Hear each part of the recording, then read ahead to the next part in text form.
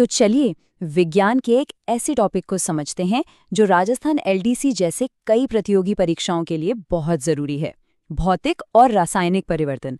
अक्सर इसमें थोड़ा कंफ्यूजन रहता है कि कौन सा बदलाव क्या है, लेकिन आज इस पूरी गुत्थी को सुलझा लेंगे। आज की चर्चा में हम क्या क्या कवर करने वाले हैं। पहले समझेंगे कि भौतिक परिवर्तन आखिर होता क्या है, फिर बात करेंगे रासायनिक परिवर्तनों की। इसके बाद दोनों में असल फर्क क्या है वो देखेंगे, फिर कुछ उदाहरणों से अपनी समझ को परखेंगे और आखिर में परीक्षा के लिहाज से जो सबसे जरूरी बातें हैं उन्हें जानेंगे। चलिए एक सवाल से शुरुआत करते हैं।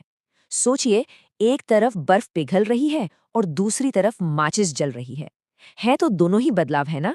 पर क्या ये एक ही तरह के बदलाव है? असल में यही वो सवाल है जिसका जवाब आज हम ढूंढने निकले हैं। तो सबसे पहले बात करते हैं भौतिक परिवर्तन की। इन्हें हम कह सकते हैं रूप बदलने वाले या शेप शिफ्टर्स। मतलब ये किसी चीज का सिर्फ बाहरी रूप, रंग या आकार बदलते हैं, उसकी असली पहचान को नहीं छूते। तो इसकी परिभाषा बिल्कुल सीधी सीधी है। जब कोई भौतिक परिवर्तन होता है तो हो सकता है कि किसी चीज का साइज बदल जाए, शेप बदल जाए या उसकी अवस्था बदल जाए, जैसे ठोस से तरल बन जाना। लेकिन वो चीज अंदर से वही रहती है जो वो पहले थी। उसकी केमिकल पहचान में जरा भी बदलाव नहीं आता। अच्छा, तो भौतिक परिवर्तन की कुछ खास पहचान होती है। सबसे बड़ी पहचान तो यही है कि कोई भी नई चीज नहीं बनती, और ज्यादातर मामलों में ये बदलाव उत्क्रमणीय यानी रिवर्सिबल होता है। मतलब इसे आसानी से पहले जैसा किया जा सकता है। याद रखने वाली बात यह है कि सिर्फ बाहरी गुण बदलते हैं, अंदर का केमिकल ढांचा जस का तस रहता है। इसका सबसे आम और बढ़िया उदाहरण है बर्फ का पिघलना।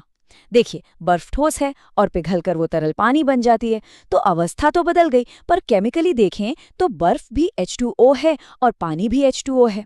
और अगर उस पानी को वापस फ्रिज में रख दें तो वो फिर से बर्फ बन जाएगा। हो गया ना पूरी तरह से रिवर्सिबल। एक और बहुत सरल सा उदाहरण है कागज को फाड़ना। जब हम कागज को फाड़ते हैं तो हम उसका आकार बदल देते हैं, उसे छोटे छोटे टुकड़ों में बांट देते हैं। लेकिन वो हर छोटा टुकड़ा है तो अब भी कागज ही है ना, कोई नई चीज तो नहीं बनी। बस यही है भौतिक परिवर्तन। चलिए अब कहानी के दूसरे हिस्से पर चलते हैं, रासायनिक परिवर्तन। ये भौतिक परिवर्तनों से बिल्कुल अलग हैं। इनको हम रूपांतरित करने वाले या ट्रांसफॉर्मर्स कह सकते हैं, क्योंकि ये किसी पदार्थ को पूरी तरह से एक नई चीज में ही बदल देते हैं। तो यहाँ पर जो सबसे जरूरी बात है वो ये है कि इस बदलाव के बाद एक या एक से ज्यादा बिल्कुल नए पदार्थ बनते हैं, और इन नए पदार्थों के गुण पुरानी वाली चीज से एकदम अलग होते हैं।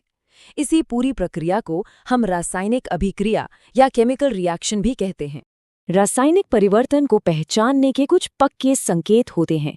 पहला, हमेशा कुछ नया बनेगा। दूसरा, ये बदलाव आमतौर पर अनुत्क्रमणीय यानी इररिवर्सिबल होते हैं, मतलब इन्हें आसानी से उल्टा नहीं किया जा सकता। तीसरा, अक्सर गर्मी, रोशनी या आवाज के रूप में ऊर्जा में भी बदलाव दिखता है। और सबसे अहम बात, जो असली चीज थी वो हमेशा के लिए बदल जाती है, वो खत्म हो जाती है। जलने की कोई भी प्रक्रिया रासायनिक परिवर्तन का एक क्लासिक उदाहरण है। जब लकड़ी जलती है तो क्या होता है? वो राख, धुआं जिसमें कार्बन डाइऑक्साइड होती है और पानी के भाप में बदल जाती है। क्या उस राख से वापस लकड़ी बनाई जा सकती है? बिल्कुल नहीं। जंग लगना भी एक रासायनिक अभिक्रिया है, बस ये थोड़ी धीमी होती है। इसमें होता यह है कि लोहा हवा में मौजूद ऑक्सीजन और नमी के साथ मिलकर एक बिल्कुल नया पदार्थ बना लेता है, आयरन ऑक्साइड। इसी को हम आम भाषा में जंग कहते हैं। ये जो भूरे रंग का पाउडर जैसा पदार्थ होता है वो मजबूत लोहे से एकदम अलग होता है। तो अब जब दोनों तरह के परिवर्तनों से हमारी पहचान हो गई है तो चलिए एक बार दोनों को आमने सामने रखकर देखते हैं। इससे सारे अंतर एकदम साफ हो जाएंगे और परीक्षा के लिए याद रखना भी आसान हो जाएगा। ये टेबल देखिए, ये पूरी कहानी को एक जगह समेट देती है। पहला सवाल, क्या कोई नई चीज बनी? भौतिक में जवाब है नहीं, रासायनिक में हाँ। दूसरा, क्या इसे उल्टा किया जा सकता है? भौतिक में ज्यादातर हाँ, रासायनिक में ज्यादातर नहीं। तीसरा, ऊर्जा में बदलाव, भौतिक में बहुत कम या बिल्कुल नहीं, जबकि रासायनिक में अक्सर बड़ा बदलाव होता है, गर्मी निकलती है या रोशनी। और आखिरी बात, पहचान, भौतिक परिवर्तन के बाद चीज की पहचान वही रहती है, जबकि रासायनिक परिवर्तन के बाद उसकी एक बिल्कुल नई पहचान बन जाती है। ठीक है, तो थ्योरी तो बहुत हो गई। अब समय है जो कुछ भी हमने सीखा है उसे परखने का। चलिए एक छोटा सा क्विज करते हैं और देखते हैं कि हम बदलाव को पहचान पाते हैं या नहीं। तैयार है? तो पहला सवाल ये है, जब हम पानी में नमक घोलते हैं तो ये किस तरह का बदलाव है? जरा सोचिए, क्या कुछ नया बन रहा है? क्या इसे वापस पहले जैसा किया जा सकता है? इसका सही जवाब है ये एक भौतिक परिवर्तन है। क्यों? क्योंकि अगर हम उस नमकीन पानी को उबालें तो पानी तो भाप बनकर उड़ जाएगा और पतीले में हमें हमारा नमक वापस मिल जाएगा। कोई नई चीज नहीं बनी थी, नमक बस पानी में अस्थायी रूप से घुल गया था। अच्छा, अब एक और मजेदार सवाल। अंडा पकाना, चाहे उसे उबालें या उसका ऑमलेट बनाएं, ये कौन सा परिवर्तन है? ये थोड़ा ट्रिकी हो सकता है, ध्यान से सोचिएगा। और इसका जवाब है, ये एक रासायनिक परिवर्तन है। ऐसा इसलिए क्योंकि गर्मी से अंडे के अंदर जो प्रोटीन होते हैं उनका स्ट्रक्चर हमेशा के लिए बदल जाता है। इसी वजह से वो बहने वाला लिक्विड एक ठोस चीज बन जाता है और एक पके हुए अंडे को वापस कच्चा बनाना तो नामुमकिन है। ये पूरी तरह से इर्रिवर्सिबल है। चलिए अब इस पूरी चर्चा को समेटते हैं और उन खास निकातों पर फोकस करते हैं जो परीक्षा में सही जवाब चुनने में हमारी मदद करेंगे। इसे एक तरह से अपनी फाइनल चेकलिस्ट समझ लीजिए। तो परीक्षा में जब भी ऐसा कोई सवाल आए तो बस इन कुछ बातों पर गौर करना है। पहला, क्या कुछ नया बना है? अगर हाँ, तो ये रासायनिक है। दूसरा, क्या इसे आसानी से उल्टा किया जा सकता है?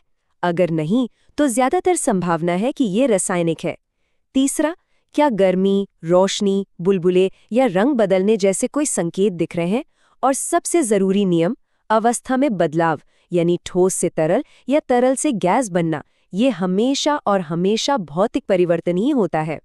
और जाते जाते एक सवाल सोचने के लिए छोड़ जाते हैं। हमारे शरीर में जो भोजन का पाचन होता है वो क्या है? क्या वो सिर्फ भौतिक परिवर्तन है, जैसे दांतों से भोजन को चबाना, या फिर रासायनिक परिवर्तन, जैसे पेट में एसिड और एंजाइम का भोजन को तोड़ना, या फिर ये दोनों का एक बहुत ही जटिल मिश्रण है? इस पर जरूर सोचिएगा। अगली बार फिर मिलेंगे।